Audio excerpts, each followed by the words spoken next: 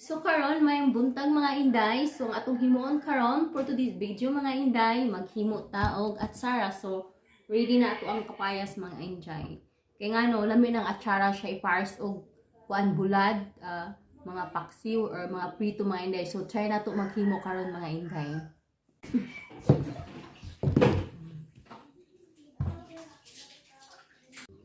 So ito na mga inday ang atong garaspa nga kapayas.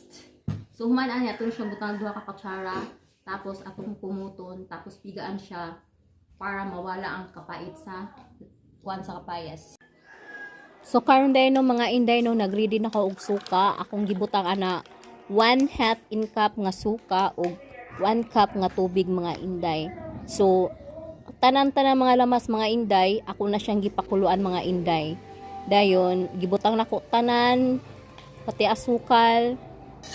Dayon na nako gibuhos sa kapayas mga inday. Ang kapayas mga inday di na siya pwede pakuluan mga inday. So ako na siyang gimix kay na naman tanan gibuhos na ako mga inday. Then humot kay siya nako pag simhot mga inday kay daghan mang lamas akong gibutang mga inday. So pag tilaw nako mga inday so sakto ra pud ang taste yummy kay mga inday makahurot yung bahaw mga inday.